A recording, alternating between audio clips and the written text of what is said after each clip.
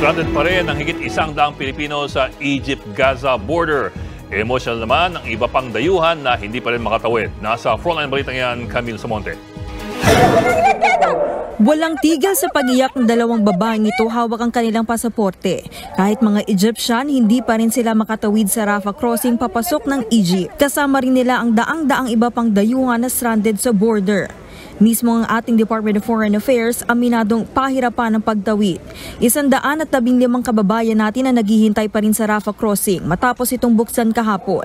Natatagalan daw ang pagproseso sa kanilang dokumento. Iba na kasi ang pangalan ng ilan matapos makapag-asawa ng mga Palestino. Hiningin natin ng bigyan tayo ng priority kasi ang situation, lahat ng mga foreign nationals na gustong lumabas ng Gaza, makakalabas daw. Yung problema, 7,000 nagpas sila. Hindi naman kaya ng Rafah border na iisa lahat tumawid. No? So, unti-unti lang nire-release yung mga approvals. Nauna nang nakatawid ang dalawang Pilipinong doktor sa Rafah border kagabi.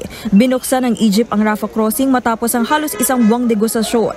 Bagay na ikinatuwa ni United States President Joe Biden. I personally spent a lot of time speaking with the Prime Minister Netanyahu of Israel and the President Sisi of Egypt and others to make sure that we could open this access for people to get out. Patuloy ang paglilikas sa ating mga kababayan sa Gaza, Israel at maging sa Lebanon. Katunayan, darating na sa Sabado ang 4 na Pinoy mula sa Lebanon, habang 45 naman mula sa Israel. May 4 pa sa West Bank na gusto na ring umuwi at 8 pa ang hindi pa nakakalabas sa Gaza City. Pero may ilan tayong kababayan na ayaw pa ring umuwi. Gaya na lang ng hotel worker na si Dayanara na nasa Tel Aviv. Talagang siguro mapapauwi na lang siguro kami kapag talagang tumindi na yung laban, yung war nila dito, or kapag nag-alert level 3, kasi as of now, di ba, alert level 2 pa lang po tayo. So far, okay naman po, kita nyo naman po, tahimik ang Tel Aviv ngayon. Sa kabila yan ng tumitinding airstrike. 2 days before, napakatahimik, wala kami narinig na siren or walang airstrike sa lugar namin. And then after 1 day, after 2 days, ayan na naman sila, talagang todo, pa rin sila. Nagtatapon pa rin sila ng mga rockets.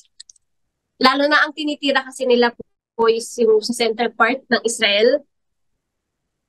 Lalo na sa Tel Aviv. Yun talaga ang gusto nilang puntiryahin is Tel Aviv. Which is madaming Pilipino, madaming mga citizens na nandito sa city. Mas maraming bomba pa rin ang pinakakawalan ngayon ng Israel sa Gaza Strip. Pinaigting din ang ground attacks ng Israel Armed Forces para hanapin ang mga kuta ng Hamas at kanilang mga bihag. Wala rin daw balak ang Hamas na pakawalan ng mga hostage. Hindi raw sila aatras sa bakbakan sa Israel. Wala pa rin namang usapin ng tigil putukan o ceasefire kahit maraming bansa na ang nananawagan. Sabi naman ni Pope Francis, kailangan na ng two-state solution para matapos ang bakbakan. Sa ilalim nito, magkakaroon ng dalawang hiwalay na state ang Israel at Palestine at sari-sariling paraan ng pamumuno. Nagbabalita mula sa Frontline, Camille Samonte, News 5. Mga kapatid, Ed Lingaw po, maging maalam at may pakialam sa mga napapanahong balita sa ating bansa. Para sa mas malalimang pagtalakay at paghimay sa mga issue at headlines, tumutok lamang at pag-subscribe sa social media pages ng News 5.